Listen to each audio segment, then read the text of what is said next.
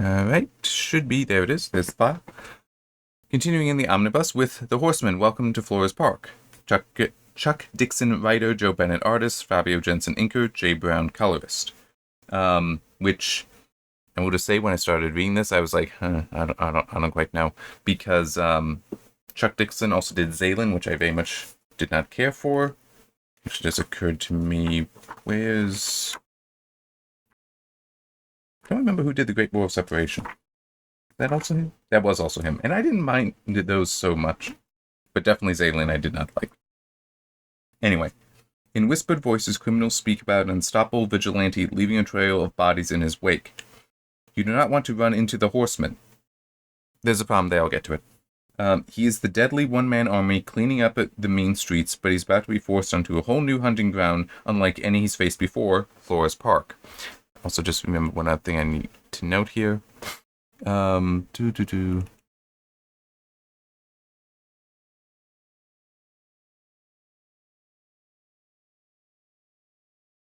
I'm just... there we go. Why did he not encounter any earlier? They are not limited to Florespark. Okay. Yeah, two things here. One is, it's odd that you don't want to run into the Horseman. He doesn't have this name until the end of the story. So why is the introduction using it? Now, the symbol that he uses, which I don't think there's any easy way for me to show it, but it is like, just a stylized version of the silhouette image that's very commonly used for the knight on a chessboard. And it's just, a variant of that. And he has that on him even at the beginning, but it does make sense. We get something of an explanation later. He was in the army, and his squad were called the Four Horsemen. So he's just continuing to use that logo, and it's like, yeah, that makes perfect sense. But it's still, no, he doesn't have the name until the end, so it's not exactly appropriate to give the name in the introduction, in my opinion. Even if it is The Horseman, Welcome to Florespark, it still is... No, the title itself is also pertaining to the end of the story as well. So giving it earlier in the introduction isn't really appropriate. But there's also another thing. There's a lot of technical issues, in my opinion, in this story, and this is kind of one of them. Or at least it's suggesting it that he's going to face something unlike he's faced before in Florespark. And there's a comment later about how he knew that with moving down there, because he's actually coming from Detroit, that he would encounter X-Seps at some point. It's like, okay, yeah, but it's also, hang on. We know from the Great War of Separation that X-Seps have been around for a while. Now, true, this may have been written before the Great War of Separation. But the Great War of Separation, my understanding is part of Eric July's original thinking for this world. So that thinking should predate this. You already had that history there. And did establish they're not limited to just Florespark. They're not limited to just Texas. So it's very reasonable he would have encountered them, especially because he is just beating up people from the mob families in Detroit who would hire these people because they'd be useful. I'm sorry, it's... I'm just trying to remember which... What was it, this?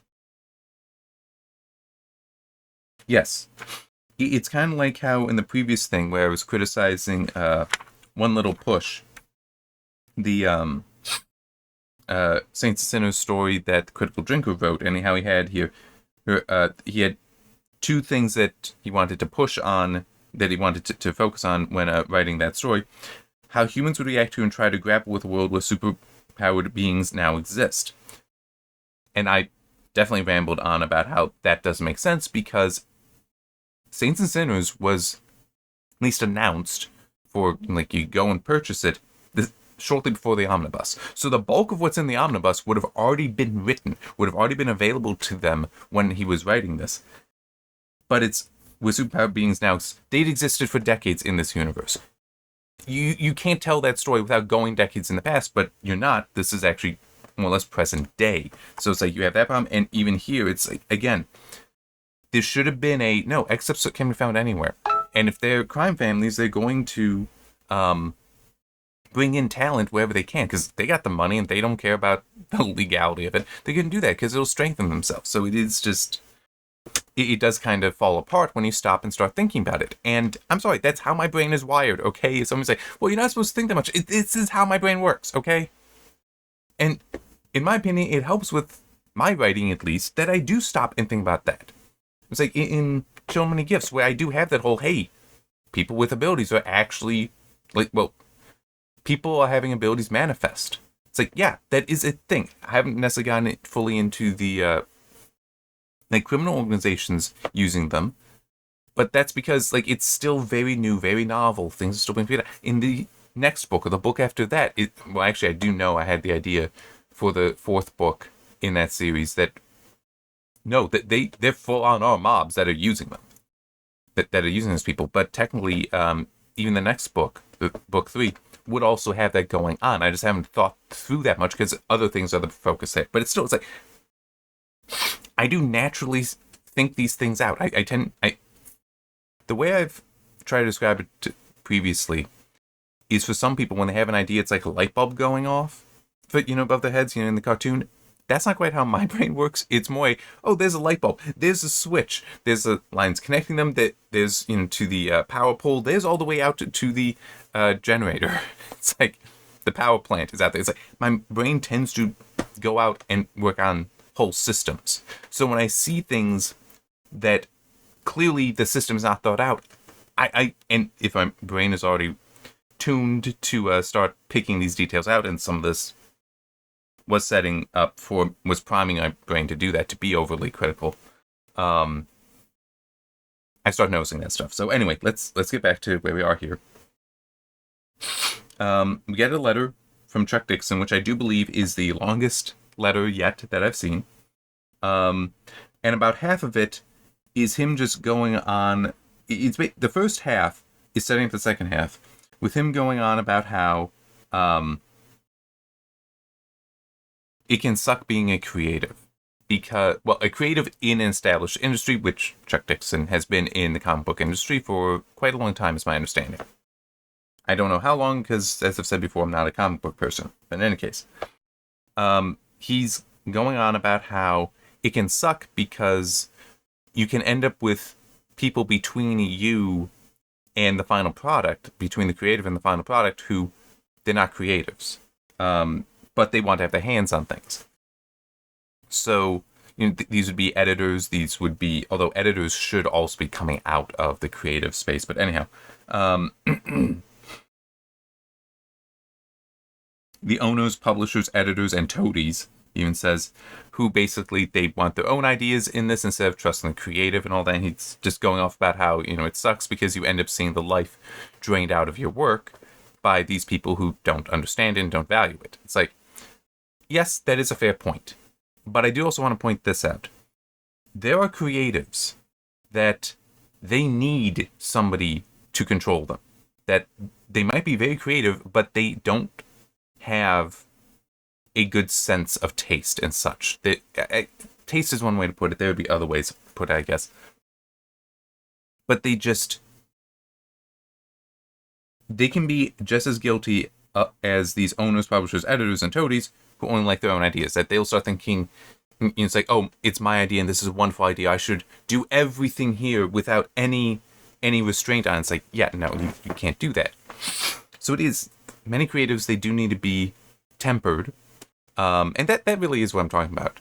Is that creatives without any temperance on their creativity are bad creators. I'm sorry, it is a fact. In my opinion, that is completely a fact. Because they lose control. They lose control, and you lose a story, you lose characters, you lose all that there. You need that temperance. Sometimes that comes from somebody outside of yourself, such as a good editor. If you've got a bad editor, then no, you're screwed. And also some, they're tempered themselves. I was like, it's part of the reason why I do this critical stuff, is to help improve my own temperance. I do try to have it that when I write, but it is I have to make sure I'm thinking that way, and I also, having this practice is still a good thing for me. Because if I can, the better I am at identifying weaknesses and strengths in what I'm reading, the better I will be at identifying that in my writing. So, anyway, his point is not false. Let me be clear on that. I just do want to point out that one should never argue for unbridled creativity. The bridle does need to be there. It's just the people holding the people managing the bridle, they also need to be good. If they're bad, then no. As I said, you're screwed then. Anyway, so we get all that. And it is like 4 full paragraphs. And then we get some paragraphs more after about, him talking about how he got invited by Eric July to join the Rippaverse, working on that stuff. I believe he first worked on Alpha Core, and there was mention, but in the process of creating Alpha Core 1, an even rarer phenomenon occurs. Joe Bennett, the artist, the art half of the team, DMs me with one simple message. You know what Ripper needs? A Batman or Punisher-style vigilante character. And also a little bit before this, it describes how Eric July basically approached him and was like, hey, I got this idea, the Alpha Core. Gave him the stuff, rough outline, and then just let Chuck Dixon go to work. Would give notes, but it was still always with that goal of, at least from Dixon's perspective, of making it better. Which that, going back to the editor thing, that can also be part of the issue. Is if you have a bad relationship with your editor or whoever the person is, that you don't trust that they're actually trying to make it better. So, and I guess one example, going back to Zeta, because some of the science, I don't even want to call it sci-fi. Okay? It's not even that. It is so horrible. And it's like, I could see if I were an editor for that, and I'm saying, no, you have to change this, because that's dumb. Okay? That is wrong. It's not just dumb, it's wrong. I could see somebody reacting, not necessarily Chuck Dixon, but just somebody reacting to me saying your jargon is wrong as a, well, you're not trying to make it better. You're just trying to make it what you want. It's like, and I would try to be the asshole and be like, no, you have bad jargon. That is objectively wrong. Fix it, because if it's wrong, that means you're talking down to the reader. Okay? If you fuck up the jargon, especially in something that's supposed to be sci-fi, okay, you fuck that up. You are talking down to all of your readers then, because there are going to be readers that will take that and be like, oh, so that's how things work. Or who read it and like, oh, that's wrong. You're an idiot. Why would you ever write that? Like me. Okay? So I would say, no, you have to get that right. But I can definitely see some people being like, well, what does it really matter? It's like, if you don't think it matters, then fix it. But it's also, if you don't think it matters, you shouldn't be writing this genre. You should not be writing, you technically shouldn't be writing anything if you don't care about the jargon that you put in. I'm sorry, but when it comes to, you need to start using jargon, you need to care about that jargon. If you don't care about the jargon, either don't use the jargon at all or get out of writing. I'm sorry. Get out of creativity, because it does matter. Okay? It's not useless. Because also, you may throw it in there and then you may realize that, hey, in another story, you need to use it now. So you needed to have thought it out, or else everyone's going to realize, hey, you didn't know what you were doing. We want, when somebody reads something, they want to make sure, hey, you know what you're doing. So anyway. But yeah, and I can see that being something where some people would be like, no, he doesn't, these are bad notes. He doesn't care about it being better. It's like, yeah, I can see that, but it is in a situation like that, I'd still be the asshole and be like, no, we're fixing the jargon. It's not going out until that jargon is fixed. Other aspects of Zalen, though, I could believe that being, like, I just don't like the Zalen character. I think he's an asshole, and nothing's set up to show him potentially being redeemed. And it's like, that I'd push on, but that I could see more of a kind of argument there, where it's a writer could be like, no, this is how I want him to be, and then I'd probably have to be like, look, tell me the next story then. I'd probably have to go to something like that. Just tell me what the next story is then. Give me something so I will actually like the character. Because maybe it is you know what, fine, I'll let it go through then. If you genuinely want Zalen to be the kind of character that at least I don't like, and I'm not completely unique, then just give me reason to like him and let that be in a future story. That's fine. I think it's a bad idea, but tell me. Anyhow, coming back to this. So yeah, the idea of Batman or Punisher style vigilante, he immediately loves this idea, starts writing it. They put together artwork for a pitch. Eric July sees it and says it's good, and so they get to work on it. All right, now actually getting to the story itself. In Detroit, for whatever reason, they're on top of a train, a commuter train, I guess just because. With ninja-type people, like black clothing, but they have red armor pieces on them that, I mean, it's with masks as well. I mean, it's, I'm sorry, it's like, what the hell are we doing here? Where are these? I mean, it does kind of mention the whole, it's like, it seems like these were professionals. Not really, because he handles them far too easily for them to actually be professionals, but that's an aside. And there are other issues here, but it's just like, okay, well, I'm sorry, but it's also the idea that, oh, well, if I just, move away, it's like, no, if somebody hates you enough to hire people like this, they're hunting you down wherever you are. Okay, I mean, no. Anyhow, but one thing that I do also need to mention, because this does actually bother me. The very first line for the story is, after action report number 147. After action report. Meaning, this is after the events, right? So we know he survives. I mean, that's kind of obvious because it's the start of the book. But anyway, it's also, so it's after action report, and this is the context given to all of his inner monologue. Pissing off a better class of hoods these days, wasn't sure who these guys were or who sent them. So again, talking past tense. But a little bit later, whoever it was paid a lot of money for professionals, or maybe it's a family thing. Not sure which is worse. Either way, they're not playing around. Neither am I. One of them has there's a name for it. Obviously, there's a name for it. I don't remember what it is, but it's basically a chain with a weight at the end, so you can throw it in and it'll catch on to things. And he's running around. Oh, by the way, his real name is Hector Caballero. Hector. A little safer, as is Horseman. And he's using a bat. And one of them uses that chain thing to grab it and yank it out of his hands. Damn, that bat was autographed. So you're now giving me a comment in the present, but it's an after-action report. It's supposed to be after the fact. So it is, we get tense screwed up here. And I'm going to be sensitive to that because I know I make those mistakes. And so I try to watch for those in my own writing. And so it's now kind of the reverse. What I watch for, what I'm critical of in my own writing, I'm now being critical of here. But this is just stupid as well. It's like he's going out to fight crime with a baseball bat that's autographed. I get that there's no repository of autographed baseball bats or just autographed memorabilia, but it still is if they find that bat and they see an autograph there, it's like, okay, who has autographs on this? Like, it could have been something purchased. And potentially, if it was purchased, that means that there might be pictures of it. So you might be able to identify who this was. And also, why would you ever use something special like that?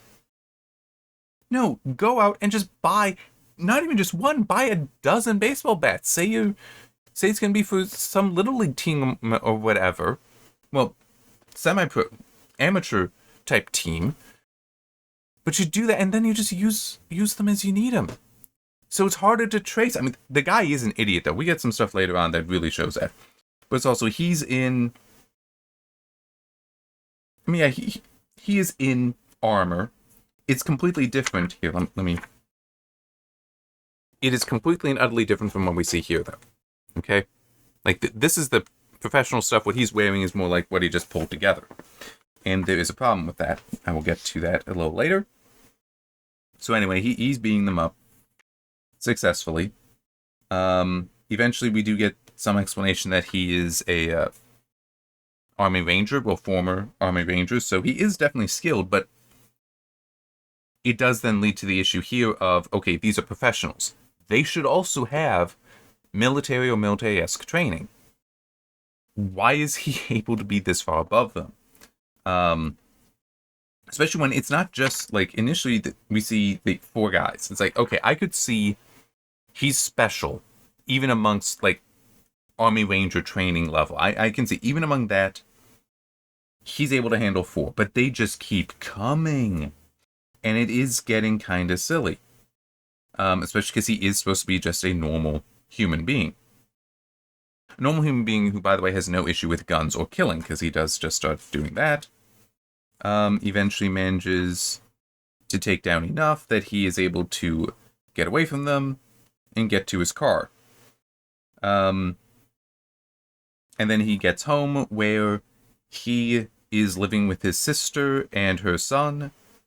Sister's Patty, as I recall. Yeah, Patty. And the son is Danny. And we do get some explanation a little bit later, but I mean, it's...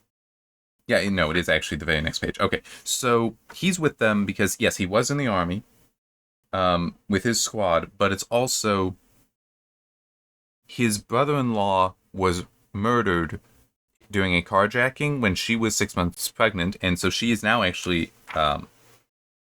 some injury has left her in a wheelchair, so presumably, like, shot in the... Well, somehow broken back, lost use of her legs, because it does show that she has them. But 6 months pregnant, so it's basically, well, love my sister, love my nephew, I'm going to be the man of the house kind of thing. It's like, totally get fine with that. But because of how he is now being hunted so forcefully with by professionals, it's a, need to move somewhere, where can we move? And they don't know, so he lies to them saying, I got offered a job. By the way, he doesn't have a job. He's just doing this, and he just takes the money from the mules specifically for to here in order to make ends meet. She does work remotely, so there's also that income. But it is just okay. As I noted in that, and this is one of those. It's a system type of thing. But even I'm okay with, yeah, Jim, don't actually. I mean, mention it, but don't hold it against anything. It's like, if you're just stealing drug money like that from the people you're beating up, like, cause you're the vigilante, but you're funny and stuff that way. It's like, okay, that's fine, except how do you handle taxes? Because you don't have a real job. How do you You have to launder that money somehow. Like, even a good guy vigilante has to launder the money somehow. So but he's apparently not. There's no mention of that, and it is a problem because he's living with them. And you'd think his sister would also have to deal with taxes. And so it might be it's that time of year, Hector, after work on this, want me to look over your taxes and help you with that? It's like, no, because there would never be a W-2 or 1099, anything like that. So, yeah, bit of a problem. Anyway, they got to move. And he just says, yeah, I got a job offer from a new plant being built in Texas. We're in Texas. Florespark, obviously. But it's also, when he's saying this, Danny is actually playing with some action figures. One of them, green guy with a cape. And it's like, oh, must be Solari. And he indeed is very excited because as they are driving down there, we actually see him fly by, and it's, I think we'll like it here, Patty. It's warmer for sure, and no income tax. Housing's cheaper. You can do your job from anywhere. And then Danny, and flying men, because Solari just flies by. And I actually hadn't noticed that before. Hang on just a second. Yeah, no, he's just driving around in his normal car, even when he's in the getup as the Horseman. He doesn't have that name yet, but still. The car, had to replace the passenger door. So it's very recognizable. And he's an idiot. He really is. But as they're going, he's keeping his eye out and spots a bunch of people hanging around at a truck, and the way he's interpreting that is, yeah, those are, criminals. They're just hanging out there. And it's like, I mean, all we have seen for sure is just a bunch of dudes hanging around there. One of them drinking a beer. I mean, it's like, it could just be a weekend. This is where they hang out. Or even they normally hang out in the store there, but it's like it's a nice day, so they're just gonna hang out in their truck. Anyhow, they're renting a house, has 2 bedrooms, which is fine for the sister and the kid. But there's an apartment over the garage that's gonna be his, and he actually kind of likes the whole. It's like it's his man cave, and it's like cool because that way he doesn't have to. He can have a little bit more privacy there, sort of. I mean, it seems that there's nothing preventing either of them from. Well, yeah, no, either of them, because even she does somehow roll in there. I'm not.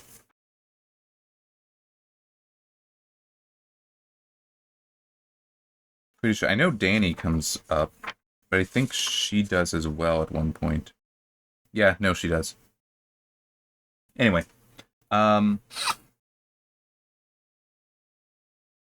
so yeah, he has to now go out and start doing his thing because he needs to make money one way or another, and immediately I have a problem with this.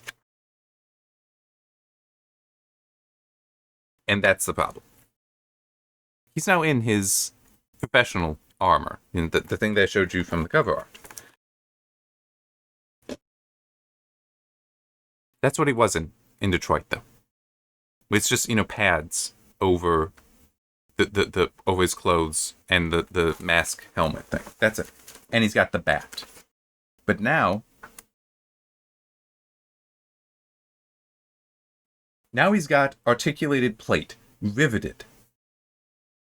Gauntlets with whatever those nub things are. That would be either for additional protection, like to help deflect some stuff, although it might just deflect onto the plate itself.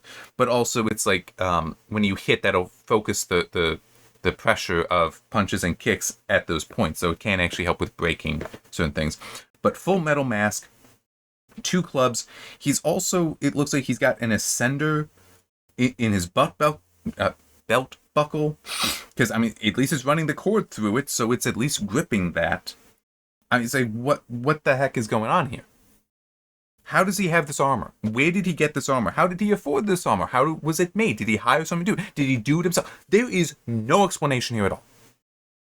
Okay, he just went from like a. Trying to think of a. Don't know cars well enough. Because I'm just trying to think. It would be like he just went from. The 20-year-old beater. That hey, he's had it for 10 of those years or something, maybe, or 5 of those years. It's like works well and all that. Which, by the way, works very well because earlier, one of the dudes, the ninja type dudes he was fighting, had a sword and actually cut him here, but the armor stopped it. It's like, I get the whole, because it is supposedly like a katana. I get the whole, yeah, they're not as miracle sharp as some people want you, as a lot of media portrays them. I got that. But there's no indication he's wearing anything but fabric pads. That should have done potentially more damage than that. Than what was shown there. I mean, no, because this is metal plate, it seems. But still, it's like, he's just suddenly in this. And also, custom helmet. I mean, it's like, where did this come from? I mean, it's like, that 20-year-old beater to suddenly showroom floor $100,000, $200,000 car. How? I'm saying, even, like, Batman Begins, which, I have it right there, actually. You see the suit being incremented in that movie. And he has unlimited funds. He can just go to this. But you still see him incrementing on it because he's finding out, hey, there are these weaknesses here, weaknesses there. It's like, but this, no, he's just at the ultimate Batman suit. Not ultimate as in the ultimate, wait, no, that's Marvel. That's not DC, isn't it? I don't know these comic book stuff, but it's still, it's like, he just went from, just how? Why? It just... This is very much a problem. Okay, this truly is. Because you are either skipping over a hell of a lot of storytelling, or it is fully a contrivance. It's like, oh, well, but that's his look. That's the look we want. It's like, okay, how did he get there? Tell me that story. Okay, so going back to that whole you need, about, the kind of editor I would be, it's like, no. Either he had this armor before, or maybe is mostly there, but not completely. That's fine. He's like, he's going to make a change with the move. Okay, we can do that. But You have completely redone him now. You either tell that story, or you change what you had before to make sure it lines up, because this is completely inconsistent. And again, I could see some people being like, well, but I mean, it doesn't matter. It's like, yes, it does. Because you're going to have an asshole like me reading it, potentially, who's going to say, hey, this is bad. And you don't want that. You really don't want an asshole like me saying it's bad. And by the way, we'll just say this. There is more technical stuff than just this. When I put into my notes, I don't know if I want to give this a positively flavored failure to recommend or a weak recommendation. I don't know. Because there are technical issues like this. The rest of it is okay. But I don't know. So I actually put it in there that I'm not sure. We'll see. We'll see when I finish going through this. So anyway, he goes to raid a. I also just realized, how does he know where to go? I don't quite remember. Oh yeah, that's right. He spots some. It's funny. He got minors doing the peddling for drugs, but it's like when we actually see them, they look older than that. Anyway, but he follows them because they turn in the money to the house. So he's gonna go in that. Yeah, I actually do see them there now. And break in that way, and they're not paying attention because they're not expecting him. It's like, okay, fine. Bus in, and he even says, I'm just here for the money. You didn't need to get hurt, but they get hurt. And he gets the money. But then, he is stupid, as I've said. Because he then runs down to his car, as opposed to going anywhere else, as opposed to trying to obscure his movements or actions. No, he just goes down to his car, throws it in the trunk, still completely in his getup. And a couple detectives are driving by. By the way, it was noted earlier that because they don't have anyone watching the top of the house, the skylight, that clearly shows that they're getting paid, that they're paying somebody off. It's like, really? I'm sorry, but it's like if you overguard somewhere that's saying, hey, look here, bad guys. So actually, minimal presence makes more sense. But anyhow, we got two detectives that decide they're gonna confront him, but they're the two that are on the take, which again is actually a problem because they're detectives, not beat cops. Beat cops would be the ones that'd be walking by or driving by and being like, something's going on here. So there is kind of an issue there. Anyhow, they're dirty cops though, so they decide that, all right, well, you're just gonna start working for us, and take 2/3 of the money he took for themselves, so leaving, at least you say, hey, we're treating you as a partner. 1/3 for me, 1/3 for him, because there's two cops. 1/3 for you. But it's also, he's using his own car. So they look up the VIN number to get his name. Like I said, he's an idiot. Also, do want to change one thing here in my notes. There. But it's just, why would you use your own car? And it's also, why would you go back to it in the middle of the night like this unless you're done? In which case, change. Because it's very important to maintain a separation between the vigilante identity and your own identity. Okay? Like, you never let anything that, it connects for your real identity touch the other, or the other way around. You never do that. You would never go to your own car in your costume. But he does, because he's an idiot. So he's now really pissed with himself because I deployed on zero intel, no recon, all that, and he knows that because they have his name, they own him because they also will be able to know where he lives, and so about his family. Blah, blah, blah.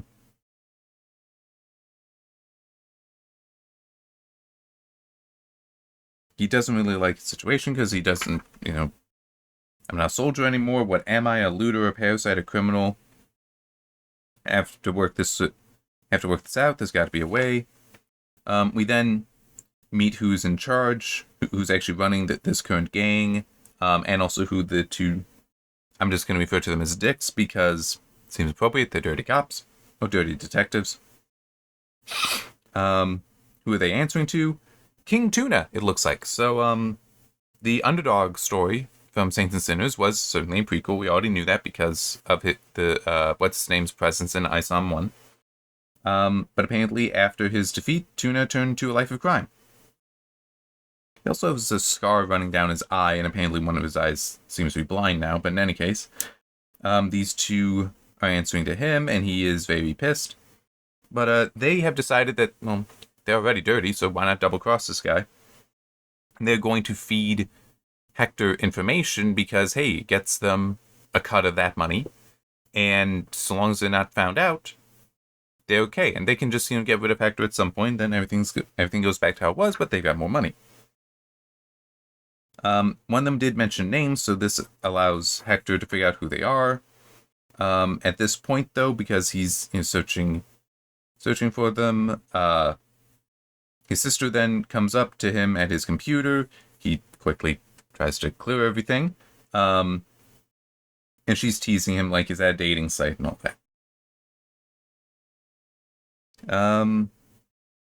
He's then outside working on his car, fixing the broken tail light, because the detectives rammed into his car. A forceful way to get your attention, kind of thing there. But it does also help establish very, very effectively that, yeah, they're bad guys. Before they say one word. Anyway, they come to his house with him out there and basically are like, well, here's some more safe houses. Not so safe houses. Because they give him good intel.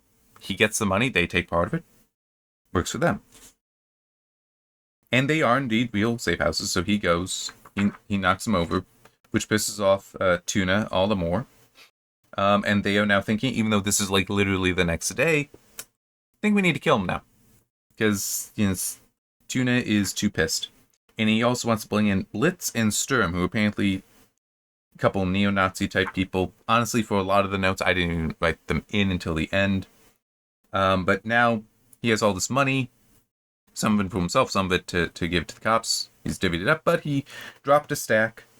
And Danny just comes into his room and finds a stack there. It's like, he's really stupid. He's not even trying to hide this stuff properly from his own family. Just gonna check. Yeah. He then has to go out to bring the money to the two cops who are also gonna set him up. He doesn't know that yet, but in any case. When he comes back with dinner, because that was also part of his excuse to go out and meet the cops. When coming back, Patty is now holding the stack, which, by the way, it is wrapped. So, that some of those stacks are, I'm trying to remember, because it's, like, if it's $100 bills, which it shouldn't be, because if it's drug money, you'd expect it to be random denominations. But, it's typically like 100 bills in a stack, so 100 times 100, that's $10,000 in one of those, so that's a bit of money. But Danny had told his mother everything. Good for you. And apparently then went and got the stack. She now has it, and it's like, what is this? Where did this come from? And it's like, signing bone? Yeah. Yeah. Got filthy, smelly cash, she refers to it as. Side hustle, sis, I wanted to be a surprise. Surprise me. He then, to his credit, tells them everything. And she... I'm sorry, her emotional state makes no sense. Because she... I that was just way too woman. I will explain. Well, she is pissed, and she should be. She absolutely should be. Because unless he is also mentioning, there are people who now know who I am. And they're bad guys. Unless he has explained that, which maybe he has, maybe he hasn't. Because it is if that were the case, then she should understand that when he says that he's going to give it up, that he's lying. Because, no, he has to deal with that loose end, right? But she is pissed and say, you have to give this up now. And she should be, because she is a kid, he is a nephew, to be concerned about here. And it's I can't have that shit in my house. Okay, I mean, that is too dangerous. They follow you, they get to us, all right? And she may very well be of the mind that, look, if the choice is between you or my son, you're dead. Which, to his credit, should also be a, yep. But in any case, she is angry. He's saying, I will promise to stop doing this. And then it goes straight to, oh yeah, they're just eating and she's smiling. It's like,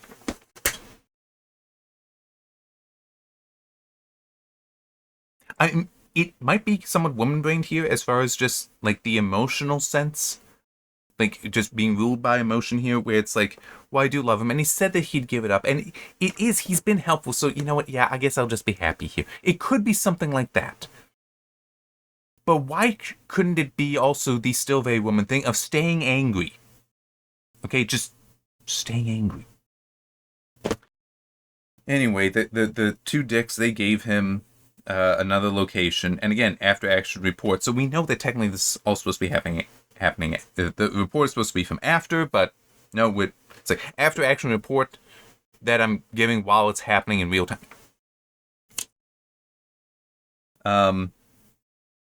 It is a setup. He doesn't know that just yet. He shouldn't be that stupid. Goes there. There's a bomb wired up, and apparently they were also monitoring his arrival enough that then a couple vehicles drive in. One, why a guy has a bazooka, I'm not sure, but he does. Bunch of handguns, bunch of shotguns to start shooting at him. His armor, however, is sufficiently bulletproof for him to handle that. And he does manage to take them all out. And I do appreciate one thing here, because remember how earlier I had the issue with the ninja-type people that he's an Army Ranger. If they are professionals, they should also be people around that skill level there. So 4 of them, I can understand he's special, but they keep coming. So it's like, no, he should not be winning there. They should be able to equal him if they are professionals, as he himself described. But here, no, these are just idiots. And even he has a line in here. Most of these cats learn to shoot by watching movies. Yeah. So him being able to, just by understanding tactics and also having the armor and such, is able to go in and handle them. That I'm fine with here. Because it contextually it makes sense. They're idiots. Bigger idiots than him. And not trained. And just to explain what his training is telling him here, it's basically you rush in. You rush in because, and was it here? Maybe been earlier, was basically he likes rushing in because it confuses people. And it starts making them a danger to their friends, not just to him. But he does that. He also immediately identifies who the alpha is there and takes him out, because that does break morale and also breaks chain of command, all that. So it's very helpful. But now he knows he's been set up.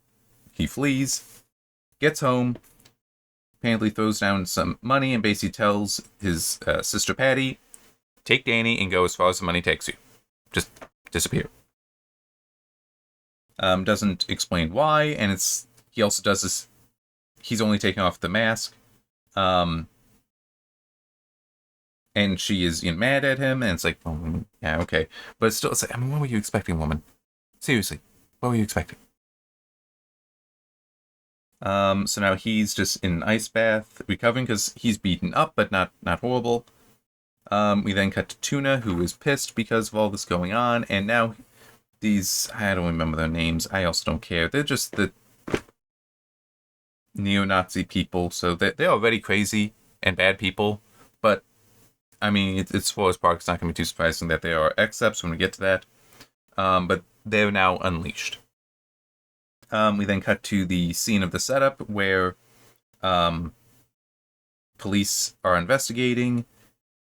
Although one thing a little odd is it looks like you've also still got firefighters there, which I'm not certain on this. I'm fairly confident, though, that generally speaking, firefighters, if there's a fire going on where I have to do something, it's like, we have a crime scene here. No, you don't. I have a fire. When that's contained, then you have a crime scene. Okay, I mean, it's one of those things that I think a lot of people don't realize. Is that the first duties for some of these people, some of these first responders, firefighters and police specifically, is to protect others and themselves, such that, no, you don't get to come here until I determine it is safe. So the idea of you literally have a hose is running through and a guy is standing there spraying down water while they're collecting evidence, like feet from where he's standing. It's like, no, he should not be allowing them to be that near. Because that thing is still a threat. I'm equipped to handle that. You're not. Get away. Anyhow, Solari arrives. And he's just like, what's going on? Because something big happened here. And just basically, even though no evidence of any accepts being involved, it still is a want to be informed and call an Alpha Corps when you have the perps cornered. We then cut to the bus that Patty and Danny are on. Danny's now woken up because he just slept through most of this, and he'd like to see the ocean, so that's as far as they're going to go. Now Hector, Horseman, because he knows who the two dicks are, go and pay a visit at the precinct. They were not expecting that. But he has to go on the offensive, basically, and so he arranges that they're going to meet somewhere. And he picks a bowling alley. To meet there at 1 o'clock. We then cut back to Tuna with the two crazy guys, who have basically just been going through and wrecking up other gangs, because, in theory, it's just inter-gang violence that's been going on. It's not the case, and they do believe that these, when these people are saying, hey, we don't know what's going on, they do tend to believe them, but, still, they're wiping out these other gangs. So now we cut to the bowling alley, where, he managed to basically buy up every lane and make sure everyone is gone. The two dicks arrive. And he had a plan, and I will grant, it makes some sense, but it's a bit of a contrivance as well, which is basically, look, you double-crossed your boss, whoever that is, because Horseman doesn't know it's Tuna. It's like, you double-crossed him. He's sending people after you. I just needed to pick a place that they'll find you, and me, and then I'll deal with them, but, it's still... and they come in, the two crazy neo-Nazi people, they come in. Yeah, I do also want to point out, they're just being described as neo-Nazis, but technically they're just tatted up. Some of that, it might be Norse, but it's... I don't know. It's just kind of the whole... I'm uncertain if they really... none of the tattoos really look to be Nazi insignia itself, except for that stuff that they may have just been taking from Norse mythology, which they absolutely did. The Nazis absolutely did that. Anyway.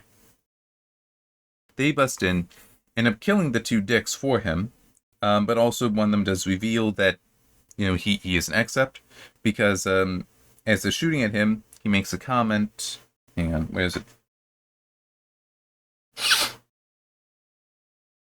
Steel shot how finally figure out how eco isn't eco-friendly of you. Of course, if you use lead, I'd be a goner.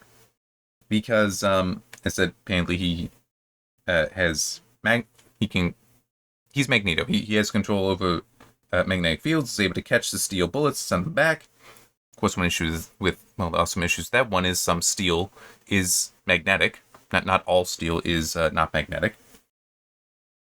There's also technically...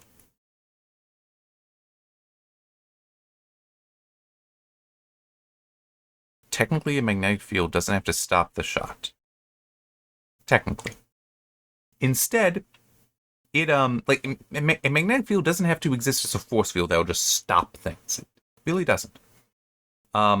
It could deflect them. Absolutely. Could do that. This shows them being stopped. But also, if it doesn't get deflected, it would just heat it. Because you would have a piece of metal, and by the way, this doesn't even matter the kind of metal. Metal moving through a magnetic field, an electromagnetic field, fast enough will just have a current induced into them, causing them to heat up. So, the amount of heating, the amount of induction, that varies with the kind of metal. So, a metal that is not magnetic, or not very magnetic, would heat up less. But in any case, it's one of those... I'll forgive this because I know it's the mistake most people make. I try to avoid it, but it's like, yeah, people just think that's how magnets work, and it's not. I think it's more interesting when you try to be accurate and work within that. Anyhow, to Horseman, he's like, well, I knew I was going to run into an Accept at some point, but as I mentioned earlier, Accepts are everywhere. He could have very easily encountered one already. Anyhow, it's like, oh, magnets. Okay. Bowling ball. Not metal. Throw that at him. So he does that, but then he has to deal with the woman. Because I said there's two, man and a woman. And she has apparently super strength because, of course. And not only that, but a little later, it does seem that she... I do find it so interesting, the whole... Maybe I need to make a note somewhere to make sure I come up with a character in one of my super fantasy stories where, yes, they have super strength, but they're not super resilient. Like, you can still shoot them, okay? Because those two are not the same thing. I'm saying, Sam's abilities in Failure and So Many Gifts, they follow from very specific things. Like, he is immortal. Why? Because his abilities allow him to undo any damage, including the damage of age. But it's also, you can't hurt him because he will undo whatever that damage is. That it's a consequence of his abilities. It's not what his ability is. Super strength does not produce a consequence of being bulletproof. It doesn't. And even if you're like, oh, well, the muscle density is so high and they can tensen up in reaction, so it absorbs the impact of the bullet. Okay, you know what? Fine. Let's say I accept that. That still is, your muscles are underneath your skin. So the skin is still being pierced. You're still getting bullet holes in you. They're just not deep. They're all shallow. You're going to be bleeding a lot and in a lot of pain. So it's still... This isn't about the story. This is just because I've seen that earlier as well. It's like, why do we keep equating super strength with resilient, with like tough skin? I don't know, because they are separate things. They are two independent powers. Anyway, so she's able to beat him up a lot, but, you know, he shoots bullets at her and they just bounce off. The guy gets back on his feet and he basically has a whole bunch of throwing stars that he throws at the Horseman, who dodges them, but, you know, it's the whole magnets, although it then gets changed to, like, he can just manipulate metal, anything metal, which kind of contradicts something earlier because of the guy saying that, oh, if they were lead bullets, I'd be dead. It's like, lead is a metal. It's not magnetic. Not very. But lead is a metal. So it's not just he manipulates metal. But in any case, he's able to use that. He has the throwing stars and just starts embedding them into Horseman's armor because he is able to apply enough force to do that. And yeah, so he's getting severely beat up. And while he does fight back some, he is very obviously outmatched. And one thing that does kind of help him is she is insane and has decided, look, I get to kill him because he keeps pissing her off. But then, fortunately, they've been making enough noise that Braxwell shows up and handles both of them very easily. Which I do also point out is a problem in my notes, because if these two are really these psycho, crazy, neo-Nazi people that have exceptional abilities, and just are doing, they're clearly criminals like this, how are they not arrested already? I mean, it's just, they have a reputation already. Why haven't they already been dealt with by Alpha Corps? Yeah. But in any case, Hector passes out, and Braxwell apparently takes him to an Alpha Corps facility. I'm not sure which one, because a little later it does indicate that he was in something that was flying. So, oh, Eagle's Nest. Wait a minute. I already looked ahead and saw that at the end of Alpha Corps, that crashed into the ground. I had to look ahead because of Chasing Ghosts. The first story in Saints and Sinners I've already been through has it crashed on the ground. Here, apparently, no, he's on it. Or a new one. I don't know. But it still is so this has to be taking place before the events of Alpha Corps? I don't know. I don't know. Maybe when we get to Alpha Corps, we'll see the Horsemen around somewhere, and so say, oh, okay, then yes, it is beforehand. But maybe not, I don't know. But he wakes up, and all three are there. Solari, Ingrid, and Braxwell. We don't see Braxwell just yet. But they're all there. I guess they were waiting for him to wake up. Seems a little odd for these three to just be there waiting, but it's basically, yeah, we thought about booking you for an accessory to murder and all that, because all that, I'm going to say you are an unauthorized vigilante, which is a contradiction in terms. Vigilantes by their nature are unauthorized. That's literally part of the term. Part of the definition. Anyway. He tells them everything. He's like, you can book me now if you want. Ingrid is like, I think he deserves a second chance. Solari's last chance.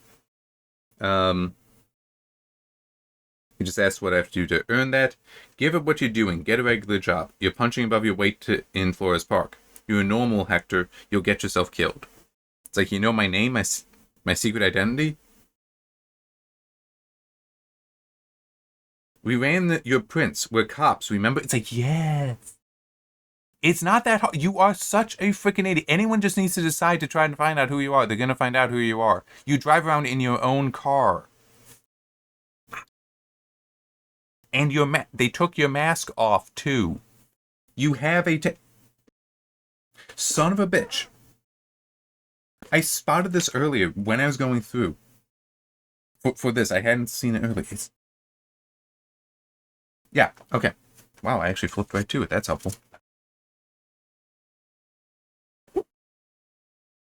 In this panel here, you can... On his arm, you actually see the tattoo of the horse figure amongst the four spades for the four horsemen. It's gone now here. It's not here anymore. Man, that's annoying. Really, really annoying. But in any case, yes, they know exactly. And that kind of tattoo, somebody would see it and be like, this looks like a group insignia. Let's look that up. Oh, part of the horsemen. These four horsemen. There's four dudes. And based on the image we saw of them earlier, one is black, so you're down to 3 now. But it's like, okay. That very easy to find out who this guy is if you just choose to. Anyway, we ran your prints. We're cops, remember? What was your name? Ingrid's asking. Who were you trying to be? I don't... What were you calling yourself? I never thought of that. All you heroes give themselves a handle. I'm the last horseman, I guess. The horseman. I like it. How about a ride home? It's like... You literally have, on the same fucking page, Solari going from giving this up and getting a regular job. You're out of your weight class. Don't be here. You need to get out. To, oh, your name is the Horseman. I like that name. Want to ride home? I'm sorry. This is absolutely a keep going. Okay? Because you don't have a name. Oh. All right. Remember, you can't keep by having him give the name. That is basically giving him his identity that you're also saying he can't have anymore. You can't do that. I'm sorry. This is impressively stupid. It is so stupid. I am impressed by it. Because how could anyone read this page and not be like, but they're telling him to stop. They can't be pushing him to get a name. It's like, I never thought of that. And this is like, all you heroes give themselves a handle. It's like, no, Solari does not have that line at all. It is completely counter to what he stated just like 7 inches, 8 inches above. Okay?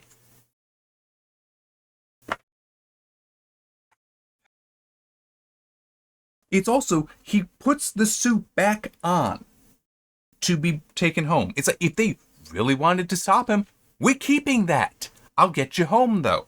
And it is instead, we see the thing. They're flying, so that's why I think that might be Eagle's Nest. But it's still we're confiscating it. You know what? Fuck it. Go back. He should not have had this suit of armor at all the entire time. They've confiscated what he came from Detroit with. right? What he had on in Detroit. He puts this thing together after that because now he knows he needs to be at that higher level. He needs to be able to match their weight class. So he's going to make it up, and it's in the Horseman #1, which is the book after this. That's where we actually see this because now he knows this is that whole, hey, he has figured out what the weaknesses are, how he needs to do better. This is that moment. Nope. Not at all.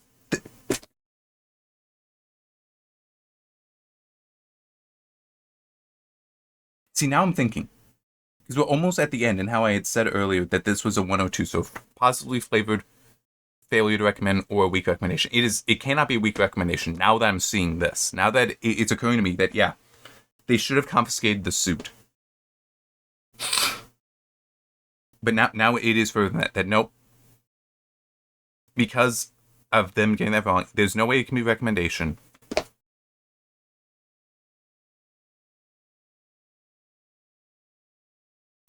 Okay, no. It is fair. It is fair to give it positively flavored weak recommendation. Here's why. And I explained this before. Part of the essence of that category is it has problems, but there are ways you can fix it that would get up to a recommendation. And technically, the bulk of my criticisms here are we can fix it. If I were the asshole editor for this, I'd be saying, no, you have to change it this way because it doesn't make sense otherwise. But because that is what's going on here, yeah, have to allow it. I think that, true. The previous page, technically it is you'd have to significantly rewrite this, but still with the whole Solari, you're giving this up. Oh, come on, all of you have a name. What's your name? Because that's tacit encouragement. That's different. That's a bit more of a problem, but just this, no, they should have confiscated the suit. So after this, he makes this because he needs it to be better. Yeah, no, that's okay. I need to make that note. Okay.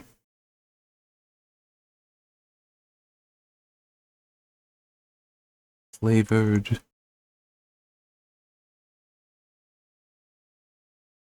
Failure to recommend. Sufficient correctable issues to not be any recommendation. There. Okay.